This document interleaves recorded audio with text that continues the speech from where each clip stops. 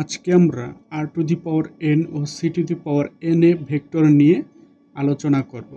একটা প্রশ্ন দেওয়া আছে, ধরি u is equal to 1, i, 2 plus i belongs to c cube, মানে কমপ্লেক্স নাম্বার, যেহেতু এখানে i আছে আর এখানে কিউব কেন, কারণ এই হচ্ছে একটা দুইটা তিনটা, এই কারণে তিনটা উপাংশ যেহেতু দেওয়া আছে এজন্যই 3 হলো।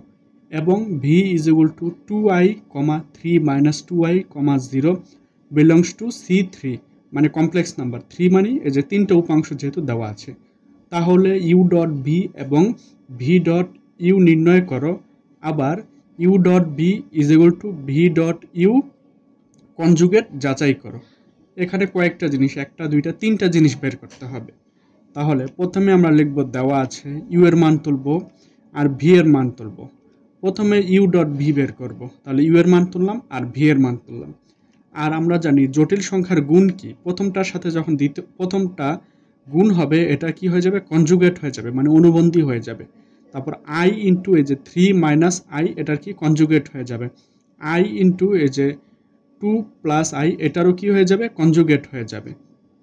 আর আমরা জানি কোনো জটিল সংখ্যার উপর যখন কনজুগেট থাকে, জটিল সংখ্যার পাশে যে চিহ্ন থাকে সেটা বিপরীত হয়ে যায়। এখানে যেহেতু প্লাস আছে এটা কি হবে, মাইনাস হয়ে যাবে। এখানে এই যে 2i, এটার পাশে কি আছে, মাইনাস, এই জন্য এটা প্লাস হয়ে যাবে। আর এখানে যেহেতু কিছু নেই, যা আছে তাই হবে। এবার কি গুণ করে দেই, তাহলে গুণ করলে কত আসে, minus 2i plus 3i plus 2i square plus 0, এটা হয়ে যায়। আর আমরা জানি কি আই স্কোয়ার, এখানে 2i প্লাস 3i কত, i প্লাস 2i স্কোয়ার।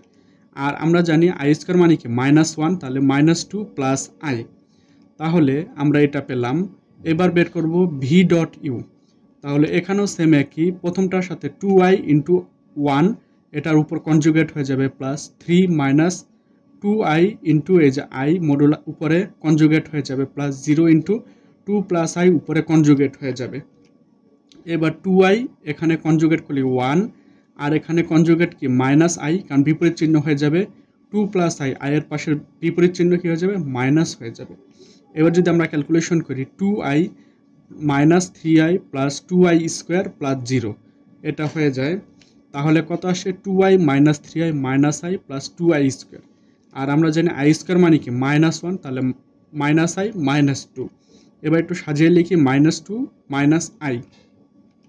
এবার লিখব, যেহেতু আমরা পাই V dot U is equal to, আমরা কত পেয়েছি, -2 মাইনাস i। এবার এটাকে যদি কনজুগেট করি, ভি ডট ইউ কনজুগেট কত, -2, আর i এর পাশে যেটা থাকবে সেটা কি বিপরীত হয়ে যাবে, প্লাস হয়ে যাবে। তাহলে আমরা কি সমান পেলাম, ভি ইউ ডট ভি সমান সমান conjugate of v dot u, দুটাই কি পেয়েছি, আমরা সমান পেয়েছি।